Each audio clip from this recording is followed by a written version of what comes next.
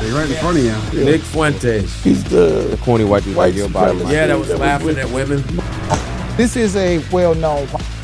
He's not afraid to let his show. It's like, guys, we gotta on women too. I feel threatened. Nicholas F., an individual who I have taken shots at, I guess you could say. All right, I have criticized pretty vehemently his general worldview, I would say, but also some of his more crackpot takes. Recently, Mr. Nicholas has had a bit of a controversy, okay? When Trump won the election, despite the fact that Nicholas was very vehemently kind of against Trump in this last year leading up to, the election, Nicholas is still nonetheless very satisfied and happy that Trump won over the Democrats, it seems like.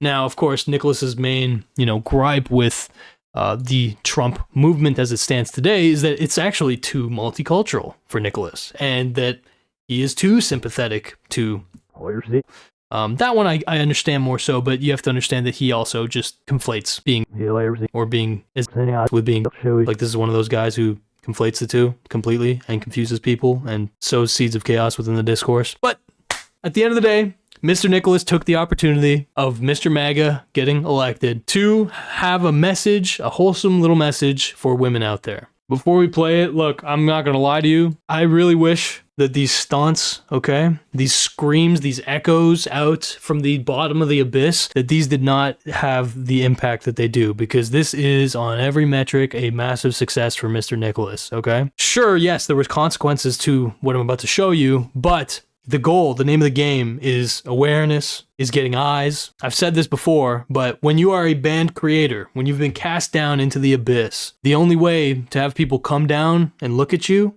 is to scream at the top of your lungs. And that is exactly what our boy Nicholas has done with this cringe-ass fucking clip. Man, I can't believe CNN even reported on this. Wow. Yikes, man. I'm sure you guys seen this video. We control your bodies. Guess what? Guys win again. And there will never, ever be a female president. Yeah, I know how crazy that is. That is actually Nick, who's known for saying absolutely outrageous things. Just to preface, he was at the dinner at Mar-a-Lago with Donald Trump. However, he wasn't invited by Donald Trump. He was invited by Kanye West because he's close friends with him. Yeah, Kanye West. All right, close friends with Kanye, and I mean, maybe you could argue it, but not really, realistically. He successfully kind of took advantage of the fact that Kanye West was in a little bit of a spiral, also extremely misguided in a lot of ways, and somehow both Sneeko and Mr. Nicholas successfully finessed their way into Kanye's circle when Kanye wanted to have his own, run at being president. Damn, Philip DeFranco. Wow, also. Right, and all of this really started to gain traction after the nationalist 9 podcaster Nick posted this video on X. The feel when you're totally not pressed. The feel when we control your bodies. Hey, we control your bodies. Guess what? Guys win again, okay? Men win again. And yes, we control your bodies. It's your body, my choice. And men, women again.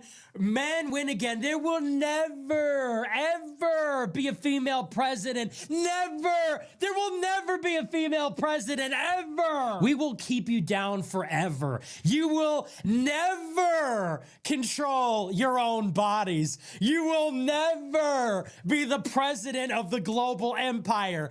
Never gonna happen, sweetie. Your body, our choice. Right, and as of recording, that video has gotten more than 19 million views, but also apparently Fuentes. Oh, okay. I didn't know this. He tweeted it out himself. Oh no, this is Fuentes updates. My bad. Didn't feel like the message was clear enough, so he then went on to write another post saying, "Your body, my choice, forever." With that, there it is. 90 million views, bro. Look at the awareness he got for this.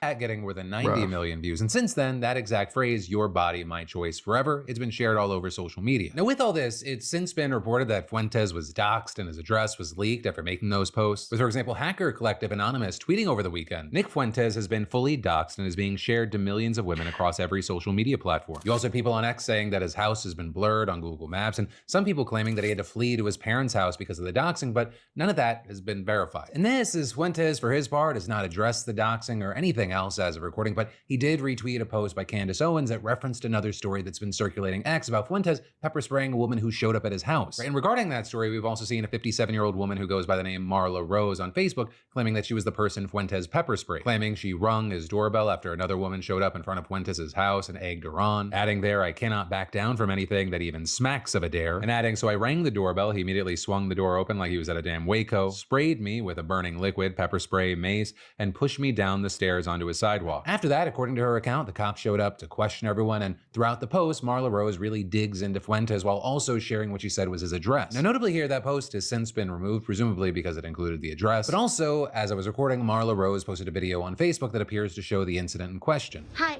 Oh my God, what are you?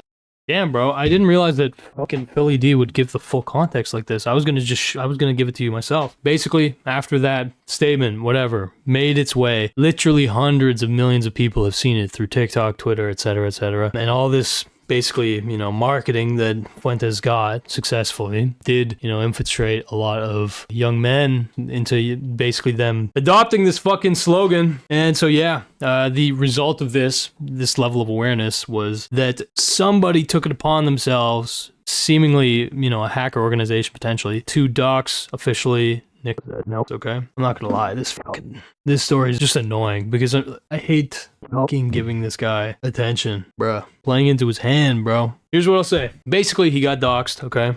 And people started showing up at his house, specifically, I believe women, started showing up at his house to effectively hassle him. And one woman showed up to his house, and upon opening the door, she had her phone in her hand. Upon opening the door, he basically sprayed her with either pepper spray or mace or whatever. And warded her off, effectively, okay? And here's what I will say about doing that. I don't think it's a good idea. Especially because if you think that, showing up at his house, all right, and pressing him on his doorstep or whatever, if you think that this is in any real grand way going to deter him, if you think that this is going to hurt his movements, stifle it, whatever, this guy, he's a very conscious political actor, okay? And just by having this footage, which I will show you, just by having this footage on the internet, he is gaining support, okay? He is gaining people being like, actually, this is fucking funny, or this is actually, awesome, you know what I mean?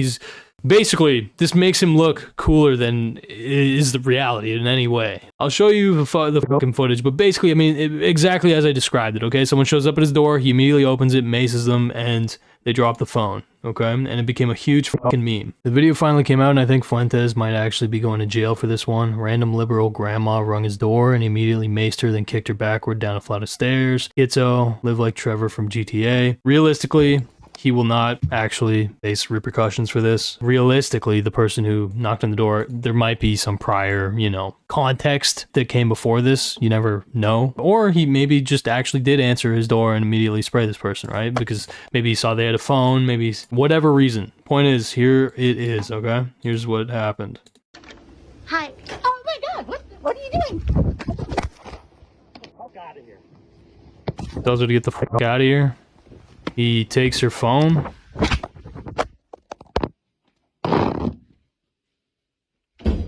Closes the door, locks it.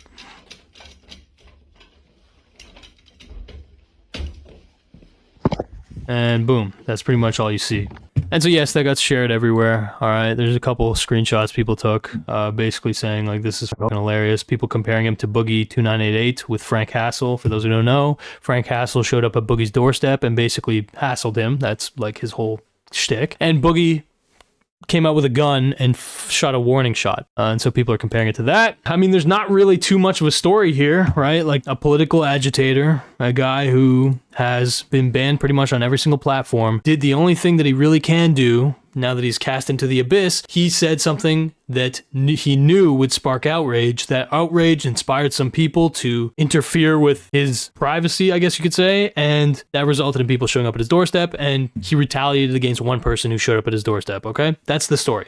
Now, what I would prefer to talk about is not this fucking guy. I would want to talk more so about the way that these fucking guys kind of weaponize edgy humor, right? Because at the end of the day, he's not joking. He's not joking, right? People can watch that and just like jump on that train and be like, oh, that's so funny. That's so offensive. I fucking find that very funny, right? Like young guys might resonate for whatever fucking reason because they might have their own resentments that they're projecting onto other people. They might be like, oh yeah, that's super funny and repeat it, whatever. At the end of the fucking day, you got to be aware that we live in a landscape now on the internet where the difference between play and belief are very, very intermingled, okay? Why do we live in this landscape? It's pretty simple. Nowadays, on social media platforms, it's very difficult to navigate the line of having edgy humor without receiving repercussions from these platforms, okay? Well, you might not be able to kill an idea. You sure as hell can kill a person.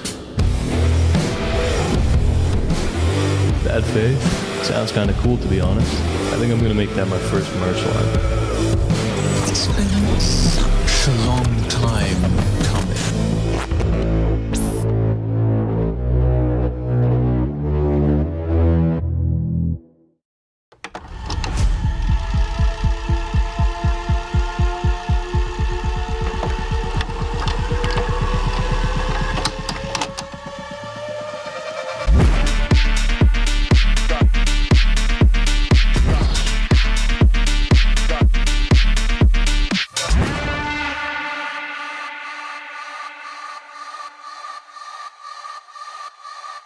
We've seen it historically with channels like Filthy Frank channel. There's many channels who have been punished basically for having a edgier bent to them, an edgier sense of humor, for saying offensive things, even if the intention is not actually to be hateful. Nowadays, if you say edgy things or offensive things, no matter the context, you can be punished, basically, okay? And so what does that result in? It results in a relative sanitation of the entire platform. It means that the highest achieving actors on the platform conform effectively to the expectation, which is just don't do anything fucking offensive at all. People might think that's a good thing, actually, and I can understand why they would think that. The counter, I would say, argument I would make is just this. There is, and most likely will always be, a demand, a market demand for edgier content, edgier humor, offensive humor. And nowadays, the only people who really fill that void of edgier or offensive humor, they're often people who do not separate between their belief and their actual joking. If you're like a young guy, which usually is the demographic that is seeking out some kind of offensive, shocking humor or content, right? And look, this makes sense on many levels, okay? A lot of young guys, they do experience a lot of alienation. They do experience a dissonance, right? Like they're not sure their relationship with society. They might even feel despondent. They feel resentment. It is not easy to be a young guy. This is just true. People can try and deny this, underplay this. In general, though, it's not easy to be a young person, okay? It's not easy to be a person. We all know this. But yes, the time specifically that people often feel the most alienated, the most confused, even fearful is, I would say, roughly the ages of like maybe 16 to like 24, let's say, okay? This is the time in your life when your future is the most basically uncertain, while you also simultaneously have to try and decide what your future is. This is also the time in your life when you basically are released from the care and custody of your parents in a lot of ways, or your school system or whatever, and you are basically, you know, kind of left to your own devices in a lot of ways. You might even have your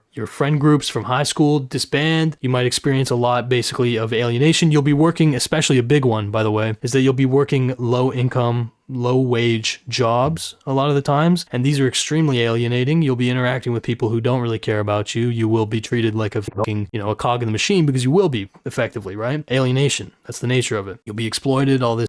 And so yes, for young people, I would say generally, but yes, young guys especially, there is this this draw to something more edgy, basically. And there are ways to channel this that are, I would say, useful, or at the very least not destructive, even constructive. Some of the best ways, obviously, to channel this resentment, this negative energy, is to go to the fucking gym. I mean, if you're, a real wholesome person, to volunteer. And yes, if you think to support a political cause, that could be potentially a good avenue for you to channel these resentments. Now, not every political cause, I would argue, is a good avenue for you to channel these things. But the point is, a lot of people fall for the cope, the absolute cope, the embarrassing, ill-advised, I would say, avenue of shitting on women, people, gays, colored folk, looking for scapegoats, looking for avenues where they can express their anger toward just extremely generalized groups of people. This is, in my head, almost always a massive cope, okay? Especially in the context of a young guy expressing anger. Yes, okay, there are logical arguments that can be made for criticisms, all this shit. There is a very obvious difference between criticism that is meant to be actually constructive and criticism that is meant to undermine and keep people down. And of course, guess what one Nick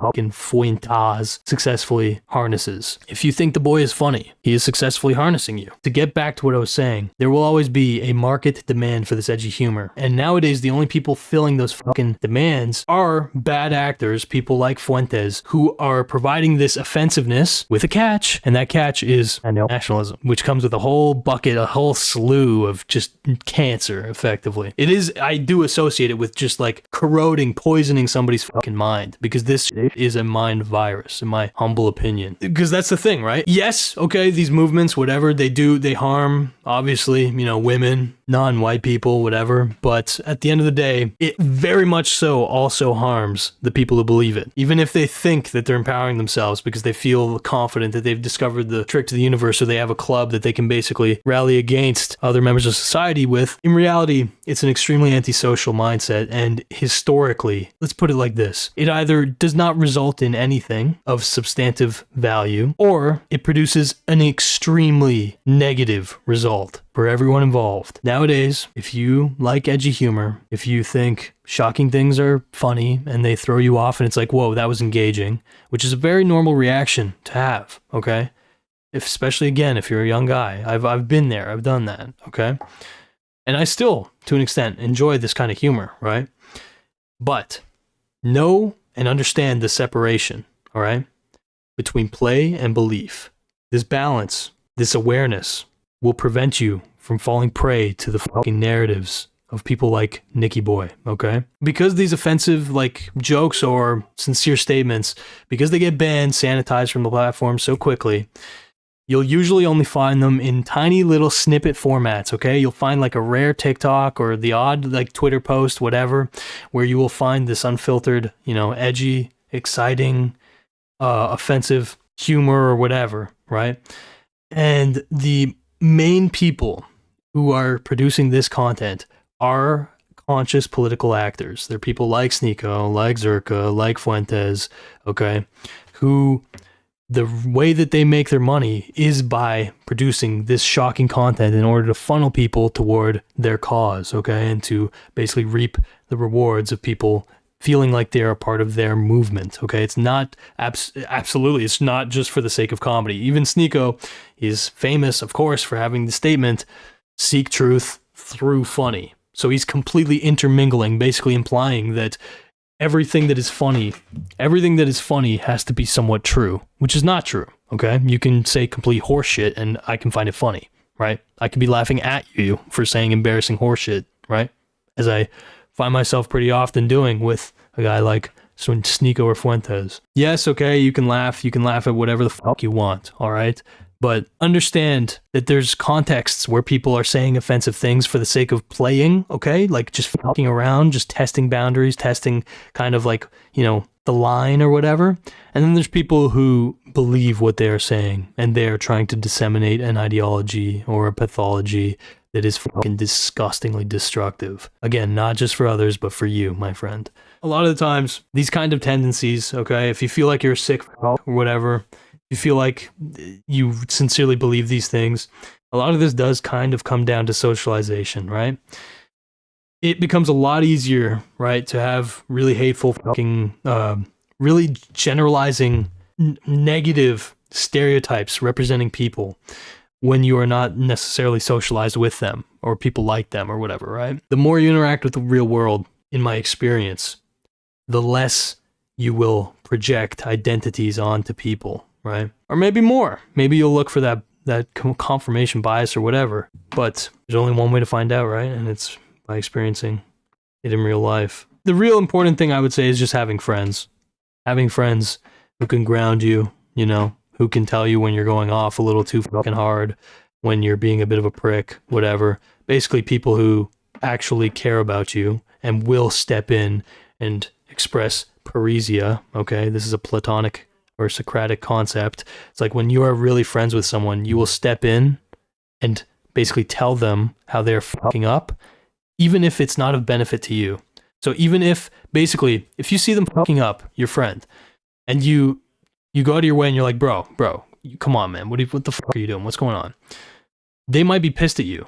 This might cause a tension in your relationship, right? And so you stepping in and saying something does not help you. It just causes maybe even drama in your life. But you step in anyway because you actually care about this fucking person and you want what's best for them in the long term, okay? So when you can cultivate friends like that who will correct you, course correct you, or try to at the very least when they feel like you're going down a dark or dangerous path or whatever, these things are important and not everybody fucking has them. And I feel for the people who don't. I get it. But yes, don't fucking fall for it, okay? These hateful fucking ideas, it's not worth it. It's just not. Those same people hide behind things just being a joke. Yeah, of course. Of course. Well, that's the thing, right? Like, there's people who sincerely weaponize edgy or offensive humor or whatever. And then there's people who are literally, like, just clearly just fucking around, right? Like, in the comparison in my head, I feel like I was lucky. I was fortunate in a way because the dark or offensive humor that I was exposed to growing up was Filthy Frank, was like Max Mofo, was these guys who literally were completely not serious. Like they were not, I got very, very like little actually hateful vibes at all from them. Okay. And it really set a solid precedent in my head where it's like, I could tell the difference between someone trying to convince me of something hateful and someone just completely just joking around, not serious at all. Okay. And unfortunately, the generation directly after me, okay, which I know many people in this generation, they did not exactly have that same exposure, okay? A lot of the edgy humor that they were exposed to, or offensive whatever, was politically charged for whatever reason, okay? I mean, like, guys like fucking Steven Crowder successfully did this to a very successful extent. Guys like Sneeko, Fuentes, Zerka, Andrew Tate, these guys are very successfully leveraging the offensive, edgy humor angle to basically convince you of their sincere beliefs. They're not actually joking. They're just saying what they believe in a funny way. And so it's important to distinguish when you're basically being seduced versus when you're just sincerely, you know, shooting the shit, having fun, joking around completely unseriously. So yeah, that's pretty much all I got.